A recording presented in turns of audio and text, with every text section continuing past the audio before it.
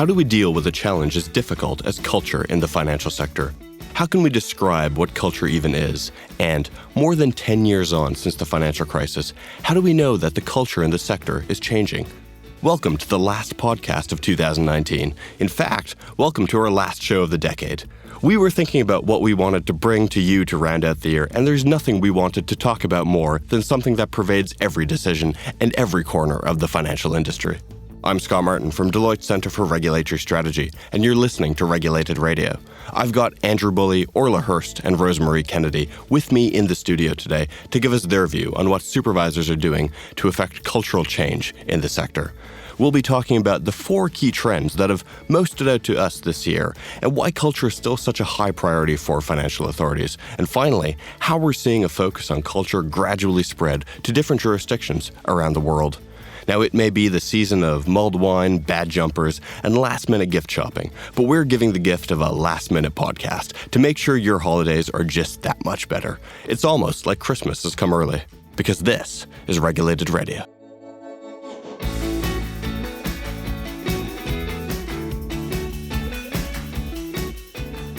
It's maybe one of the most important factors in determining how any organization functions. A firm's culture is embedded in all of its employees and drives thousands of decisions every day, both good and bad. In the financial sector, events like the global financial crisis and other examples of misconduct have shined a light on how poor culture in the industry can lead to bad outcomes, sometimes with some very serious financial consequences for society. Now, the team here have been looking very closely at this in the last year, and they've just published a report on how they're seeing the approach that financial supervisors are taking to culture evolve. One trend that really catches our eye is just how many jurisdictions across Europe and around the world are catching on to this trend.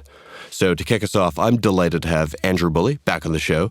Keen listeners to Regulated Radio will know that Andrew is a partner in the Centre for Regulatory Strategy, and you last heard him talking about value for money in investment funds this summer. Andrew, welcome back to the show. Oh, thank you, Scott. Delighted to be here to discuss this very important subject.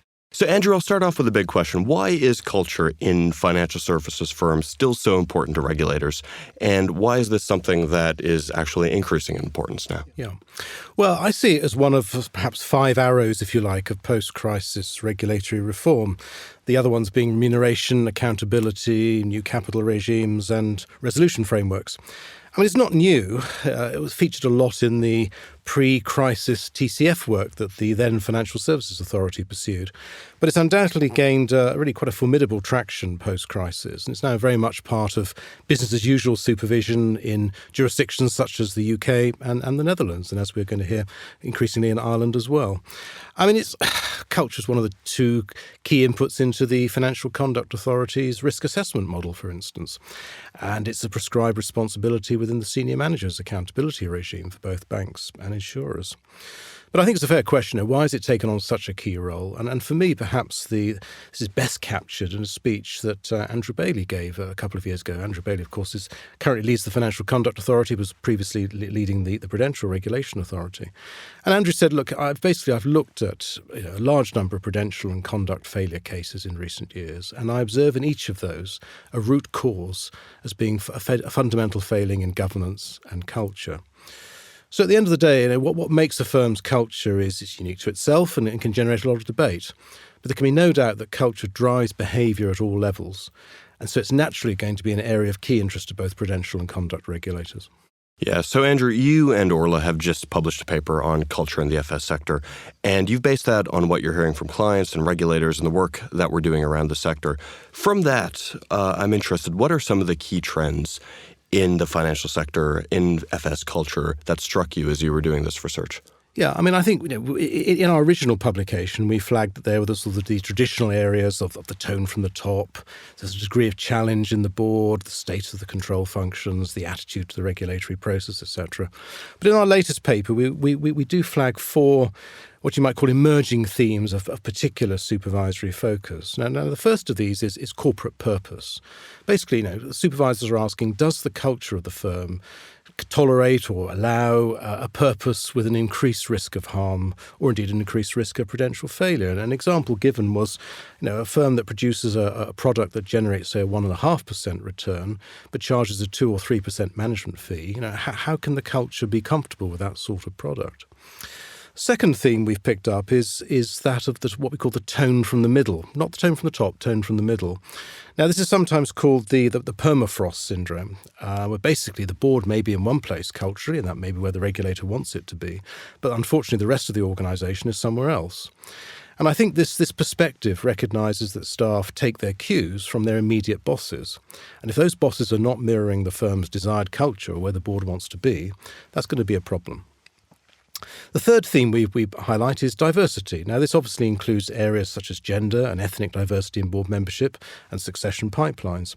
But the focus is really from a sort of an avoiding a groupthink perspective, and the particular concern as to whether there's a genuine diversity of thought and perspective within the firm's high-level governance.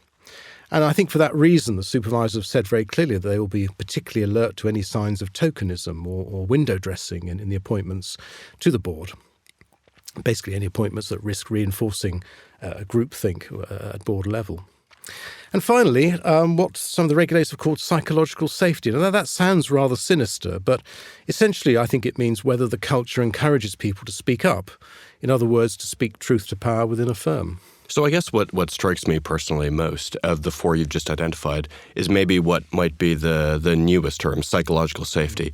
What is in very practical terms the kind of outcomes that you think supervisors are looking for in firms to do with psychological safety? Yeah, I mean, as I said earlier, I think it stems from this concern about groupthink. And I think supervisors worry, rightly, frankly, that some firms have had good news cultures in which boards only want to hear good things and indeed have actively discouraged or even penalised staff who have not brought good news to them.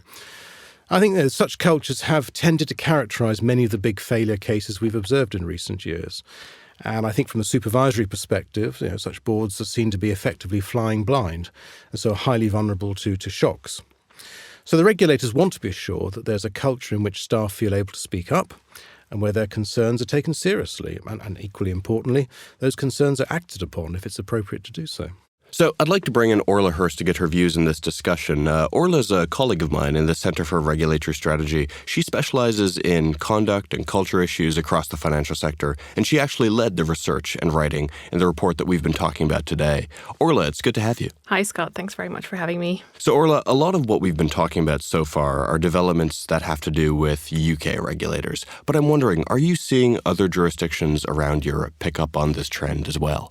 Absolutely, and not just across Europe, but across the globe more generally. As Andrew has already kind of mentioned, there's been quite a long-standing focus on culture in the UK and the Netherlands for a while. And a lot of people will increasingly become very familiar with what's happened in Ireland and in Australia. But supervisors across the globe, really, in places like South Africa, Hong Kong, Singapore and Canada, they're all intensifying their focus on culture, either through targeted assessments or business as usual type supervision. And what we noticed as we were drafting the report is that the focus on culture has been accompanied in many of these jurisdictions by a drive to try and kind of introduce accountability regimes or try and enhance individual accountability in some way. And what regulators are really seeking to do there is to try and improve, using these regimes, try and improve the culture within firms. Yeah, well, as I said at the top, I can remember a robust discussion on culture in the financial sector going all the way back to the global financial crisis. So if these messages have been around for a long time, is there anyone that's just getting tired of hearing about this from regulators? It's a really interesting question, actually, and regulators are certainly very alert to the risk of culture fatigue. And that by that, they understand that culture has been an area that's really been subject to quite a lot of regulatory and management initiatives. So there is a risk that employees start to become kind of apathetic and disengaged. So for firms, there's a real need to ensure that culture isn't just seen as a sort of one-off exercise, but really to recognise that it's something that requires continuous effort and improvement. And it's really sort of a long-term project that's never really done in any sense. But for firms, even while they kind of try and continue to work at improving their culture, they're really facing widening expectations from regulators and supervisors about what constitutes a good culture. So increasingly, we're seeing regulators speak, for example, about the need to ensure that a culture achieves good outcomes for all customers. So that would include, particularly in the UK, the achievement of good outcomes for vulnerable customers and, a focus on things like value for money. So I'm really happy to say that we have a special guest on Regulated Radio today. Now, we've already mentioned that Ireland is one of the jurisdictions that's now beginning to look at culture a lot more seriously. And we're really lucky to have Rosemarie Kennedy, a director in our Irish financial services practice, here with us in London today. Rose, welcome. It's great to have you on the show. Thanks for having me. I really appreciate it. I'm delighted to get involved. Thank you very much. So, Rose, Andrew and Orla have already mentioned that we're seeing a focus on culture spread to other jurisdictions, including notably Ireland.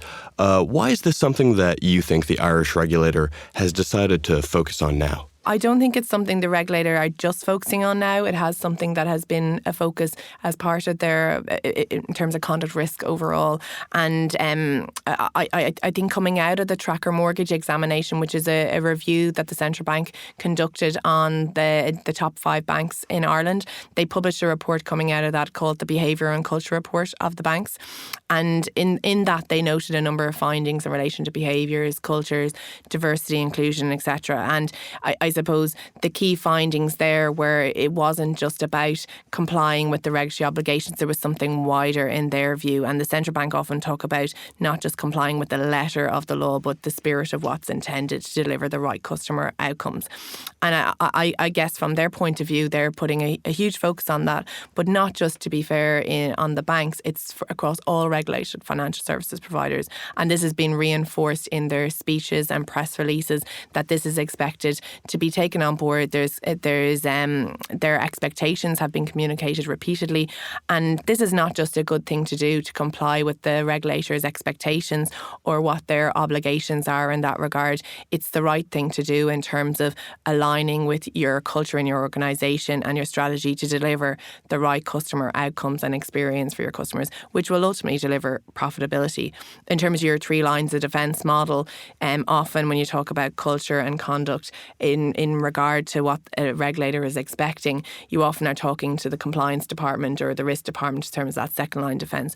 But it's really that first line defence need to start focusing on that in terms of this is the right thing to do to deliver the right outcome for your customer, and that should ultimately align to your firm's strategy. So it's I suppose it's trying to make sure that people are engaging with it, because the regulator are talking about this at the moment, not just in Ireland but globally, but also that you're doing it for the right reasons, that you're doing it because this is what your company's culture says you should do, and ultimately bringing it all together, if that makes sense. Yeah, so Rose, if you think about the 4 themes that Andrew mentioned that we've identified recently, purpose, tone from above, diversity, and psychological safety, which one would you say are among those 4 most prominent in the work being done in Ireland now? I don't think we can call out one over the other in terms of what's most prominent. Definitely tone from the top is very, very important, and that's been reiterated on a number of occasions. Andrew mentioned there earlier the tone from the middle, and I think Andrew, you mentioned about the permafrost. That's definitely something that's coming through more and more, that you can have the right tone from the top, but actually what happens in the middle and from the bottom up can sometimes be disjointed in that regard. So, and that then leads very nicely in terms of the psychological safety aspect, in terms of that people feel comfortable to raise concerns and bring them upwards, and not just to deliver the good news, that they feel that they're comfortable to deliver issues in terms of vulnerability or concerns upwards, and not feel that that could damage them in terms of their career progression or their length of time in that organisation. And that's definitely a big focus from the Central Bank's point of view in Ireland at this moment in time. So, Andrew, I just want to bring you back quickly. One question that I have in my mind right now is, as a non-expert in this field, is with something as intangible as culture in a financial services firm, how is that something that can be scrutinized accurately by supervisors? Now, as a former supervisor, I'm very interested in getting your view on this. Scott, it's not easy. I mean, few aspects of a supervisor's job are easy, but this is amongst the toughest and most challenging. But having said that, I mean, I'm very confident that these assessments are going on.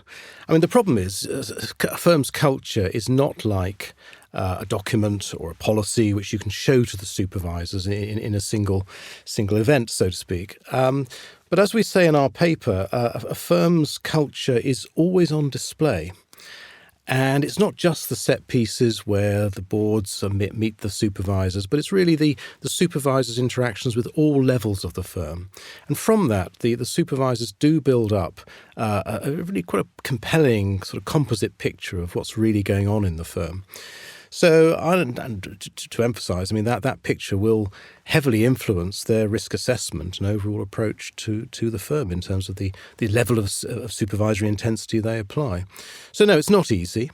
Ultimately, I would say judging a firm's culture is perhaps the highest form of the supervisor's art. But I'd also say that firms would be wise to recognise that it is regularly practised. And Rose, I'm wondering, how similar is this to what you're seeing from the Irish supervisor? Are there any new methods that they've been experimenting with there? I'd echo very much what Andrew is saying. The financial conduct pillar of the central bank was established in recent years, and the big focus for them will be all around conduct, risk and culture. In terms of the supervision, they have done very targeted reviews on culture, but it is worth calling out every firm's culture is different. You can't develop a work programme or a method for assessing culture and apply it across all organisations. You have to take that culture and look at it independently. But what's important, and Andrew mentioned it there, was around the embeddedness of that culture and how it transcends throughout the organisation. So while an organisation is saying this is our culture, is that effectively operating throughout the organisation in all ways that they're engaging? And I think that's what firms need to be looking at. And I'm repeating what I said earlier in terms of the bottom up and tone from the middle. It's in practice, and usually in times of stress and difficulty, are people embracing that culture, and how they, so if their focus is on delivering the right outcomes for the customer, will they do that in times of stress or where they're trying to multitask and deliver various different outcomes? And that's what the central bank will be looking for, not only whether it's written down in a policy or a procedure or terms of reference or in terms of their board composition. It's actually what is the output of that and how that's delivered and how that ultimately then aligns to the culture that's been written down. Right now, but given that this is potentially a much newer area of interest for Irish firms versus, say, UK firms, what are you advising the firms that you work with to prioritize doing now in order to stand up to that kind of supervisory scrutiny? So the first thing I would ask is, as a board or as an executive committee, do you know where your vulnerabilities are today in terms of the culture of your business? Where are the areas of concern? And often what I would find is people don't know where those areas of vulnerability are, and that's usually regarding their management information that is feeding upwards, that either they don't have the right management information or they're not sure as to what MI they need to understand where those areas of concern are within their organisation, and it's stepping back on that. And I suppose from an organisation's point of view, it is better that you be on the front foot in understanding that before the regulator come in and ask those questions. So at least then you can have a very engaging conversation. The central bank might have concerns regarding your culture, but it's much better if you have done that assessment yourself and able to actively defend why your culture is appropriate, or put your hand up and say where those areas of concern are and then what you're doing to address them. Orla, just coming back to you and to some of the insights that you've written about in this paper that we've been discussing. Rose just mentioned the importance of getting the right management information in getting an accurate picture of a firm's culture. But given that that culture is such, as we've been saying, an intangible topic sometimes, what's the kind of MI that you think firms should be collecting? So, Scott, you're absolutely right that culture is really inherently intangible. And in some respects, pretty much any information that you have within your firm can provide you with an indication of your culture if you view it through the right sort of lens. But from our perspective, or my perspective, particularly for firms that are coming at this for the first time or the beginning of sort of building out their MI suites, they can really make a good start by taking a look at some more tangible measures. So, for example, taking a look at the sort of attitudes and behaviours that are demonstrated by their staff and what that tells them about their culture, or taking a look at the outcomes that they're achieving for their customers, and also kind of testing what that tells them about whether or not they're achieving their desired culture. And I think one of the points that I would make is that they really need to challenge themselves, and not just assume that because numbers are necessarily going down, for example, that means that they're absolutely on the right track. And Rose, did you want to jump in? Yeah. Yeah, no, I think I'd echo what Orla is saying there in terms of one thing that comes up often is complaints numbers as an example from a conduct point of view, that complaints are going down. So we're in good shape, or complaints numbers are going up, so therefore customers are complaining that that's where the vulnerability is. I guess you always need to stand back and, as Orla said, to challenge that, because in some cases where remediation has happened because of misconduct, sometimes in a lot of the cases the customers haven't complained because they didn't realise there was an issue there. So I think it's worth it, and it's that word challenge that Orla has said there, that boards and executive committees needs to stand back and challenge that MI that's coming through and understand it, as opposed to putting binary numbers against, I suppose, what it is they're measuring against. All right, so as I think all three of you know by now, that part of the deal of coming onto regulated radio is that you have to end the show by going out on a limb and peering into the future for us. Now, we've talked about 4 prominent areas of culture in financial services firms today, but what I'd really like to ask you now is what isn't on that list? So I guess in other words, if we reproduce this paper in 3 years' time, what aspects of firm culture do you think will have emerged as priorities by then? Andrew, why don't you go first? Okay, Scott. Well, I think as this discussion has showed, I mean, a lot of very complex issues go into the mix of any supervisory culture assessment. And my guess is that all of the issues we've discussed today, all of the themes, will be very much still at the forefront of the supervisory assessments in 3 years' time. But since you are pressing me ruthlessly to make a prediction, Always, Andrew. I think that the supervisors, in addition, will be looking increasingly at where firms' cultures are in relation to what we might call the 2 big conduct issues of our age, really, which is firstly the position of vulnerable customers, and secondly, whether the firms are delivering true, genuine value for money to consumers. All right. Orla, how about you? So, I mean, in some senses, I think that, with culture, things come around in cycles. And I mean, there's been a lot of focus in the past on the kind of the role of remuneration and incentives in driving culture. And it continues to be a kind of key driver. But if I'm kind of being forced to look a couple of years ahead, I think the conversation around remuneration and incentives might have evolved into trying to understand the role that non-financial incentives play in driving culture and behaviour within firms. And if I had to pick a theme in the way that we've sort of identified the 4 themes in the report, the theme I'd pick is recognition, and really understanding the role that, recognition can play in motivating people working in financial services to ensure that they're achieving the sorts of outcomes regulators want to see. All right. And Rose, last words to you. I think from my perspective, I would feel that the drive towards digitalisation should definitely be considered in terms of the impact that could have on culture in the future. So we're looking more and more that firms are looking to use robotics and AI and potentially outsourcing in some shape or form from a digital point of view. I'd say in the future, maybe we need to be considering whether that becomes a theme in terms of the impact that digitalisation has had on the organisation's culture and how that has an impact ultimately in terms of delivering the right outcomes for customers. Obviously, there are efficiencies there from a technical perspective and in terms of expense, in terms of resourcing, but how will that overall impact on all the different themes that are in this paper and ultimately in terms of delivering the right outcome for the customer? So I think that's a really interesting piece that we can potentially examine further in the future. All right, Andrew, Orla, Rose, thanks so much for coming on the show. Thank you. Thank you. And there you have it. Certainly an area where a lot of progress has been made, but there's still so much left for everyone to do in tackling culture in finance. If you're interested in reading more about how culture is supervised in the financial sector, you can read our paper at deloitte.co.uk/FS Culture. Now, as we end this year and end this decade, I just want to take a moment to say thanks to all of you, our listeners. We've been doing regulated radio for a year now, and it's been great to see more and more of you join us and to hear from so many of you with your thoughts and ideas for new shows. Please keep those ideas coming. We always love to hear from you, so you can just send your thoughts to regulatedradio@deloitte.co.uk. And don't forget, if you've been listening to the podcast all this time, if we've become a staple in how you understand the world of finance and regulation, then do us a big favor and recommend the show to a friend or a colleague. You know, and they know, that podcasts are the very best thing to put under the tree. But that's all for now. Thanks so much for joining us. I hope you all have a wonderful holiday season, and you'll hear from us again in the new year.